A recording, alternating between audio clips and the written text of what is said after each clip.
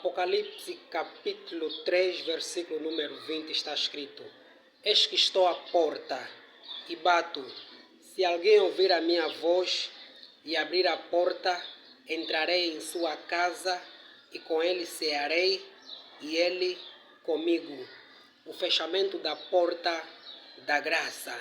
O tempo em que vivemos atualmente, biblicamente, é chamado como o tempo da graça.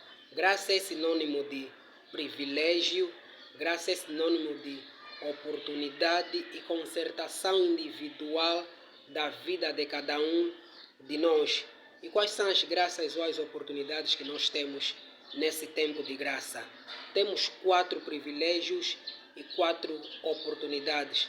A primeira é crer em Jesus, João capítulo 3, versículo número 16. A segunda é abandonar a velha vida, 2 de Coríntios capítulo número 5, versículo número 17.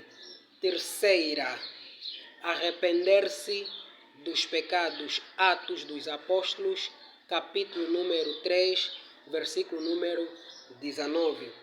A quarta oportunidade, arrepender-se dos pecados, Atos, capítulo número 3, versículo número 19. Ou seja, a quarta é ter paz com todos.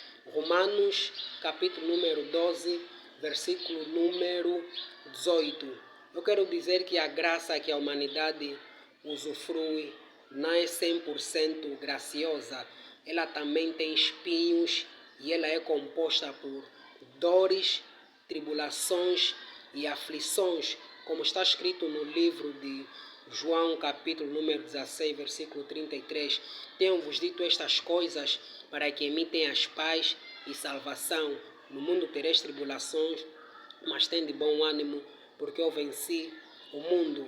Está escrito também no livro de Mateus, capítulo número 24, versículo 20, capítulo número 24, versículo número 6 até 8, que diz: todas estas coisas são o princípio das dores. O princípio das dores são as fases atuais em que nós temos vivido, onde na qual existe guerra de nações contra nações, existe fome, existe pestes ou pandemias, existe também terremotos. E eu quero dizer que todos nós devemos ter controle e devemos estar preocupados com a porta que está aberta, porque toda porta um dia acaba por se fechar. Nós estamos no tempo da graça e a porta da graça continua aberta, mas essa porta pode se fechar de duas formas: em vida com a morte. Quem morre, a porta da graça já se fechou para essa pessoa. E a outra forma da porta da graça se fechar na nossa vida é com a vinda de Cristo Jesus no dia do arrebatamento da igreja. Existe no mundo duas portas: a porta estreita, que é a porta da salvação, e existe também a porta larga, que é a porta da perdição e da condenação. Está escrito no livro de Mateus, capítulo número 7, versículo número 13 e 14. Entrai pela porta estreita, porque a larga é aquela que conduz à perdição. A porta estreita é a porta da renúncia, é a porta da aceitação, é a porta da concordância, que consiste em andar em conformidade com a palavra do Senhor. Mas, porém, a porta larga, que é a porta da condenação e da perdição, é a porta onde na qual cada um acha que deve viver como acha que deve viver.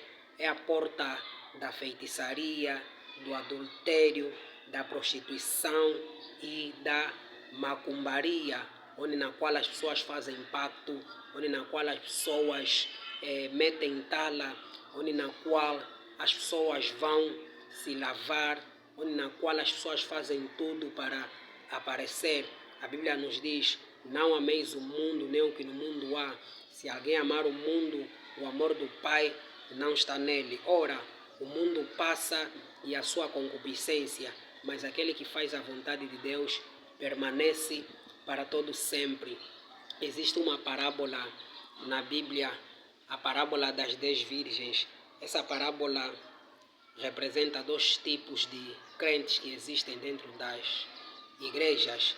Na igreja existem aqueles que vigiam, aqueles que são prudentes, aqueles que andam em conformidade com a palavra do Senhor, mas de um lado existem também aqueles que não vigiam, aqueles que têm uma face dupla, aqueles que são uma coisa dentro da igreja e fora da igreja são outras pessoas.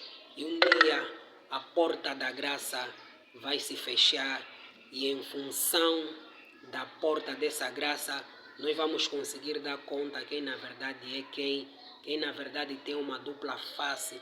No dia do arrebatamento da igreja, todos os irmãos que cultuam conosco, todos os irmãos que cooperam conosco no nosso setor, nós sentirmos a falta dos mesmos e não vemos os mesmos no céu, implica dizer que uns não estavam preparados ou ainda uns não tinham uma vida condigna. Existe muita gente que ainda se sentam na roda dos escarnecedores, nas terças, nas quintas, nos sábados e nos domingos se encontram na igreja. Esses não farão parte da seleção dos arrebatados, esses não estarão no céu, esses não estarão no tribunal de Cristo, esses não estarão nas bodas do Cordeiro, esses estarão aqui na grande tribulação com o anticristo e terão que ter muito cuidado para não adorarem a marca da besta, porque todos que ficarem na grande tribulação e adorarem a marca da besta, infelizmente perderão a sua salvação e terão os seus destinos no lago de fogo que arde com enxofre.